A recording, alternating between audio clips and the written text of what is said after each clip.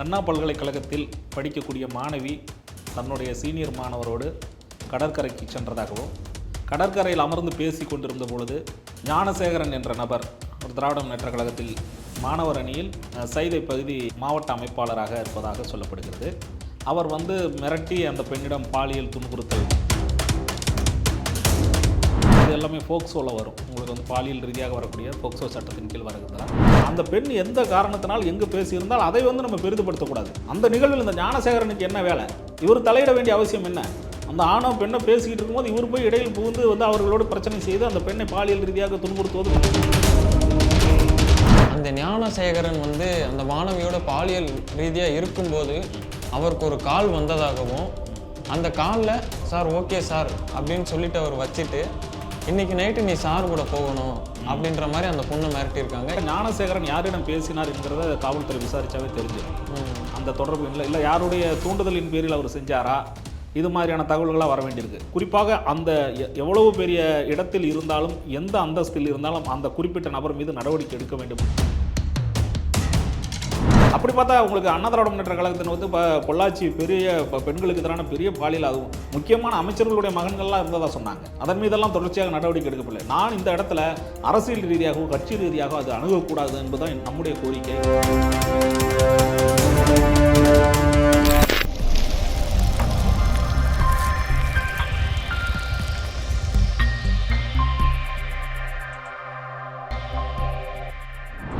Voice of law நேயர்களுக்கு வணக்கம். இன்றைய நேர்காணலில் நம்முடன் இணைந்திருப்பவர் அட்வொகேட் ஜெயக்கண்ணன் அவர்கள். வணக்கம் சார். வணக்கம் சார். தற்போது சென்னை கிண்டியில் இருக்கிற அண்ணா பல்கலைக்கழகத்தை பற்றி தமிழ்நாடு முழுக்க பேசிக்கிட்டு இருக்காங்க சார்.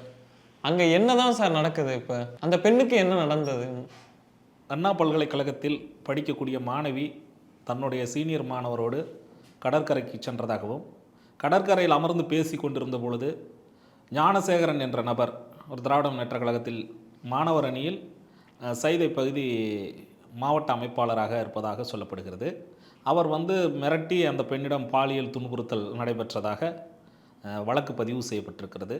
அது குறித்து இப்போ ஊடகங்களிலும் பத்திரிகைகளிலும் பரபரப்பான செய்திகள் வந்திருக்கிறது. அதன் தொடர்ச்சியாக ஞானசேகரன் கைது செய்யப்பட்டு இப்பொழுது நீதித்துறை அந்த காவலுக்கு அனுப்பப்பட்டிருக்கிறார். சார், இதற்கு இடையில் அவர் மீது கேஸ் ஃபைல் பண்ணல, எஃப்ஐஆர் ஃபைல் பண்ணல, அதுவும் இல்லாமல் அதை விசாரிக்கலன்னு சொல்லப்படுறாங்க. இதை நீங்கள் என்ன சொல்கிறீங்க சார்? இல்லை, அந்த எஃப்ஐஆர் குறிப்பிட்ட எஃப்ஐஆரை ஊடகங்களிலும் பத்திரிகைகளிலும் வந்ததாகவும், அது சம்பந்தமாக சட்டத்துறை அமைச்சர் திரு ரகுபதி அவர்கள் அது சம்பந்தமான பேட்டிகளை காணொலி பார்த்தேன். அதில் மாதிரி யார் அந்த புகாரை நேரடியாக புகார் அளித்தால் கூட அந்த பாதிக்கப்பட்ட பெண்ணுடைய பெயரோ அதோடைய தொடர்பு எண்ணோ அதில் இருக்கக்கூடாது. அந்த மாதிரியானது தான் நமக்கு இப்போ இது எல்லாமே போக்சோவில் வரும். உங்களுக்கு பாலியல் ரீதியாக வரக்கூடிய போக்சோ சட்டத்தின் கீழ் வருகிறதால அந்த புகார் செய்யப்பட்ட அந்த பெண்ணினுடைய பெயர், அதோடைய தகவல்கள், தொடர்பு எண் எதுவுமே வெளியில் வரக்கூடாது. ஆனால் அதையும் மீறி அதோடைய அந்த முதல் தகவல் அறிக்கையில் அதெல்லாம் வந்திருப்பது சட்டப்படியான தவறானது. இது குறித்து யார் வெளியிட்டாங்களோ அவங்க மேலே நடவடிக்கை எடுக்கணும்னு ஒரு கோரிக்கை வந்திருக்கு. சட்டத்தின் முன் அனைவரும் சமம். அவர் எந்த கட்சியாக இருந்தாலும் அவர் மீது நடவடிக்கை எடுக்க வேண்டும் என்பதில் யாருக்கும் மாற்று கருத்து கிடையாது. இது மாணவர் தொடர்பான பிரச்சனை. இன்னொன்று, மாணவர்களுக்கு பாதுகாப்பு இல்லை என்ற ஒரு சூழல் இந்த ஆட்சியில் அமைந்து விடக்கூடாது. அதற்காக முறையான, அதாவது வழக்கம் போல சாதாரணமாக எந்த நிகழ்வையும் ஒட்டி அமைந்து விட அந்த நிகழ்வு போல இல்லாமல் இதற்கு ஒரு முக்கியத்துவமாக மேலும் ஒரு கவனம் செலுத்தி அரசு அதன் மேல் நடவடிக்கை எடுக்க வேண்டும் என்பதுதான் நம்முடைய கோரிக்கை. சார், அண்ணா பல்கலைக்கழக மாணவி எஃப்ஐஆரை வெளிவிட்டிருக்காங்க. அதுக்கு சென்னை போலீஸ் சென்னை போலீஸுக்கு கோர்ட் எச்சரிக்கை விட்டுருக்கு, இந்த மாதிரிலாம் இஷ்யூ பண்ணக்கூடாதுன்னு. இன்னைக்கு மதியம் போலேன்னு அதை ரிமூவ் பண்ணிட்டாங்க, லாக்கும் பண்ணிட்டாங்க. இது எதனால சார் இந்த மாதிரி இஷ்யூ நடந்துச்சு? அதுதான் நான் ஏற்கனவே சொன்ன மாதிரி பார்த்தீங்கன்னா, இப்போ எல்லா சட்டங்களின் அடிப்படையில் இருக்கிறப்ப பெண்கள் தொடர்பான சட்டங்களில் பார்த்தீங்கன்னா அவங்க புகார் கொடுக்குறாங்கன்னு வைங்களேன், அவங்களுடைய முழுமையான தகவல்களை ரகசியமாக பாதுகாக்க வேண்டுங்கிறது தான் அந்த சட்டத்தில் சொல்லப்பட்டிருக்கிற ஒரு ஷரத்து. அதன் அடிப்படையில் பார்க்கின்ற போது காவல்துறை இந்த புகாரை வெளியில் ஊடகங்களுக்கு யார் அறிவித்தாங்களோ அவங்க மேலே நடவடிக்கை எடுக்கணும். எந்த ஒரு நபரால் இந்த முதல் தகவல் அறிக்கை வெளியானது என்பதை முதலில் கண்டறிந்து அதற்குரிய நடவடிக்கைகள் எடுக்க வேண்டும். இன்னொன்று, இது மாணவர்கள் தொடர்பான பிரச்சனை. குறிப்பாக ஒரு படிக்கின்ற, கல்வி பயிலுகின்ற, வெளியூரிலிருந்து தங்கி பயிலுகின்ற மாணவியினுடைய பிரச்சனைங்கிறப்ப அது சம்பந்தமாக ஒரு கூடுதல் அக்கறை எடுத்து பத்திரிகைகளும் ஊடகங்களும் இதை பெரிதாக அதை அரசியல் படுத்தாமல் அந்த பெண்ணுக்குரிய நீதி கிடைக்கின்ற வகையில் செயல்பட வேண்டும் என்பது நம்முடைய கோரிக்கை. கண்டிப்பாக சார். அதே மாதிரி அந்த ஞானசேகரன் வந்து அந்த மாணவியோட பாலியல் ரீதியாக இருக்கும்போது அவருக்கு ஒரு கால் வந்ததாகவும், அந்த காலில் சார் ஓகே சார் அப்படின்னு சொல்லிட்டு அவர் வச்சுட்டு, இன்னைக்கு நைட்டு நீ சார் கூட போகணும் அப்படின்ற மாதிரி அந்த பொண்ணை மிரட்டியிருக்காங்க. இது வந்து எஃப்ஐஆரில் குறிப்பிடாமல் இப்போ மறுபடியும் சொல்லியிருக்காங்க. இன்னைக்கு காலையில் வந்த நியூஸ் படி சொல்லியிருக்காங்க சார். அப்போ அந்த சார் வந்து அண்ணா பல்கலைக்கழகத்தில் வேலை செய்கிறவங்களா இருக்கலாமா? அப்போ காலேஜ் ரிலேட்டடாக இது மாதிரி பல பெண்கள் பாதிக்கப்பட்டிருக்காங்களா? என்ன இது சார்? நியூஸ் ஏதாவது வந்திருக்கா? அதான் நீங்கள் சொல்லக்கூடிய எல்லா ஊடகங்களையும் எல்லாம் சொல்லக்கூடிய அந்த சார் யார், அந்த சாருங்கிற அந்த நபர் மீது என்ன நடவடிக்கை எடுக்க போகிறாங்க அப்படிங்கிறது எல்லா இடங்களையும் கேள்விகள் வருது. குறிப்பாக ஞானசேகரன் யாரிடம் பேசினார் என்கிறத காவல்துறை விசாரிச்சாவே தெரிஞ்சிடும்.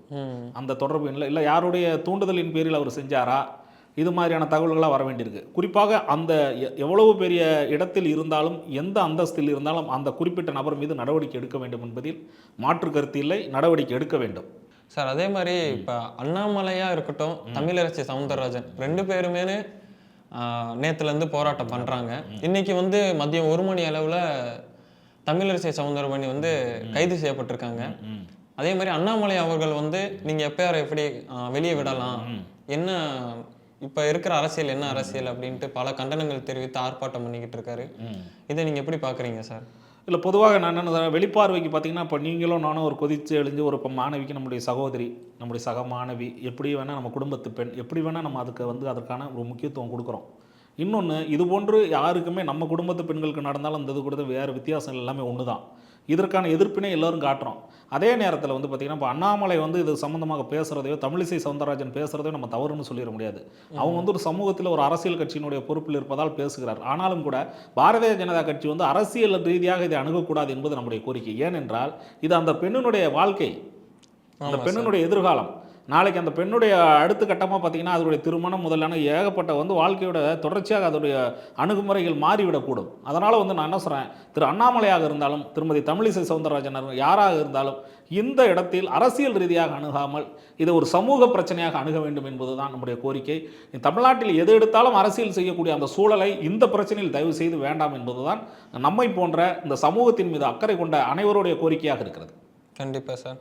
இந்த வன்கொடுமை வந்து காலேஜ் வளாகத்துக்குள்ள நடந்திருக்கா இல்லை வெளியே அப்பால் வேற இடத்துல? அது கடற்கரைன்னு தானே சொல்கிறாங்க. அதாவது கடற்கரை சம்மந்தப்பட்டதுன்னு தான் சொல்கிறாங்க. அதாவது கல்லூரி வளாகம் அல்ல, கல்லூரி வளாகம்ல அவங்க வந்து அந்த பெண் வந்து தன்னுடைய சீனியர் மாணவரோடு வெளியில் வந்து கடற்கரையில் இருந்தபோது தான் இந்த மாதிரியான ஒரு துன்புறுத்தல் நடந்ததாக சொல்கிறாங்க.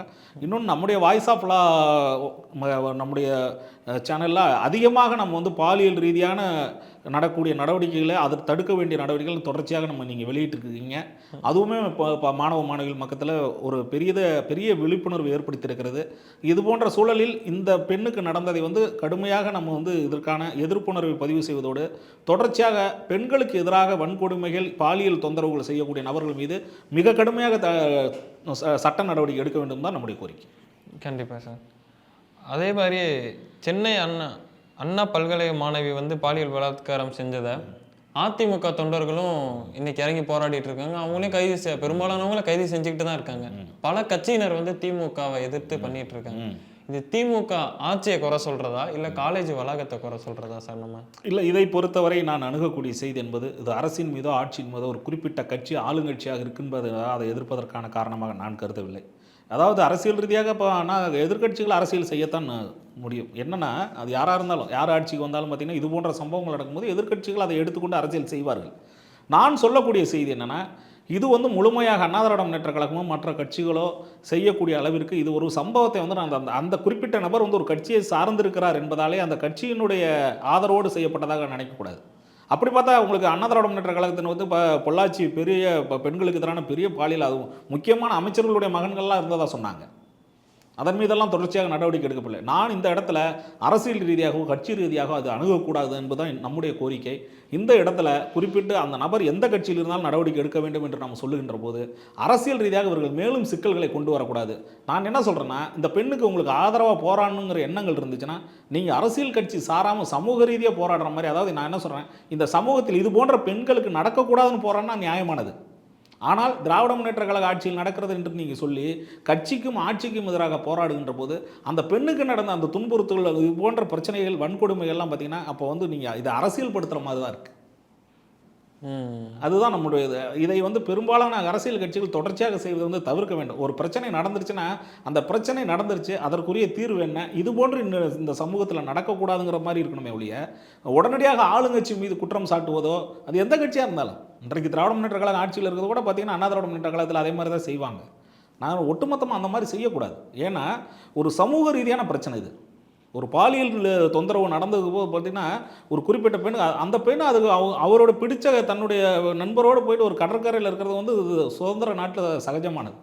அந்த இடத்துல போய் இன்னொரு நபர் வந்து துன்புறுத்தி அதை வந்து தொடர்ச்சியாக நம்ம திரைப்படங்களில் பார்த்தோம். அது நிஜமாலுமே நடக்கிற மாதிரி இருக்குது. இது மாதிரியான சம்பவங்கள் தவிர்க்கப்பட வேண்டியவை.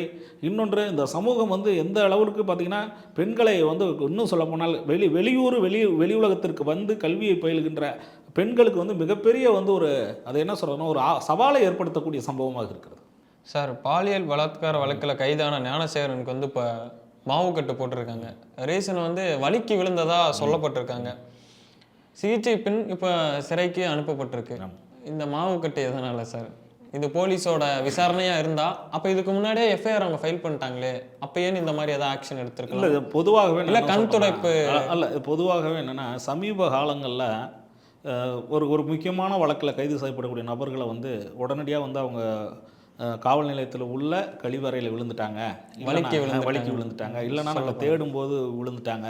இது வந்து கிட்டத்தட்ட என்கவுண்டர் மாதிரி வந்து என்கவுண்டரில் சொல்லுவாங்க. காரணம் எப்படி சொல்லுவாங்கன்னா, எங்களை தாக்குறதுக்கு முயற்சி பண்ணாங்க, நாங்கள் பாதுகாப்புக்காக தாக்கணும், அப்போ வந்து பாதுகாப்புக்காக சுட வேண்டியதாக போச்சு, அதில் தான் என்கவுண்டர். அது எப்படி மனித உரிமை மீறலோ இதுவும் மனித உரிமை மீறல் தான்.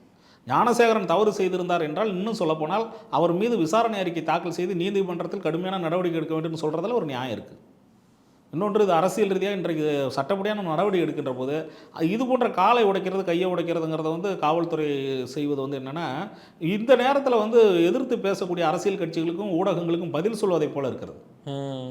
நான் என்ன சொல்கிறேன், ஞானசேகரன் செய்திருந்தார் அப்படின்னா நீங்கள் வந்து குற்ற வழக்கை வந்து வெகு விரைவாக குற்றப்பத்திரிகை தாக்கல் செய்து நீதிமன்றத்தில் அவருக்கு தண்டனை வாங்கி கொடுப்பதற்கான அந்த பணிகளைத்தான் காவல்துறை சிறப்பாக செய்ய வேண்டுமே ஒழிய ஒரு நபரை அடித்து உதைத்து இந்த கால்களை உடைத்து, நான் என்ன சொல்கிறேன், மீடியாவில் நீங்கள் நேரடியாக மாவு கட்டு போட்டு கீழே விழுந்துட்டாருன்னு சொன்னால் யாரும் நம்புவாங்களா? மனித உரிமைகளுக்கு எதிரான நிகழ்வுகளை நாம் தடுக்க வேண்டும் என்பதற்காகத்தான் நாமும் குரல் கொடுத்து வருகிறோம். அந்த அடிப்படையில் பார்க்கும்போது அவர் குற்றம் சாட்டப்பட்ட நபராகவே இருந்தாலும் கூட இது போன்ற செய்யக்கூடிய செயலை வந்து நம்ம ஆதரிக்க முடியாது. இன்னும் சொல்லப்போனால் காவல்துறை இது போன்ற செயல்களை தவிர்க்க வேண்டும். சார், கைது செய்யப்பட்ட ஞானசேகரனுக்கு என்ன மாதிரி தண்டனைகள், அதுக்கப்புறம் என்ன மாதிரி செக்ஷன்ஸ்லாம் அவங்களுக்கு புகார் அளிக்கப்பட்டு அவங்க நடைபெற்றிருக்கு சார்? இப்போ கைது செய்யப்பட்ட ஞானசேகரன் இல்லை, இது போன்று, அதாவது இப்போ இந்த வழக்கை குறித்து நம்ம இனிமேல் பேசக்கூடாது. ஏன்னா நீதிமன்றத்தில் ஆஜர்படுத்தப்பட்டார், அடுத்து உங்களுக்கு விசாரணை அறிக்கை தாக்கல் செய்து வழக்கு நடக்கும். ஆனால் பொதுவாக இது போன்ற பாலியல் ரீதியாக நடத்தப்படுகின்ற இந்த மாதிரி செயல்படுகின்ற நபர்கள் மீது இப்பொழுதெல்லாம் என்னென்னா உடனடியாக அவர் வந்து நேரடியாக ஃபோக்சோ ஆக்டில் கைது செய்யப்படுகிறார்கள்.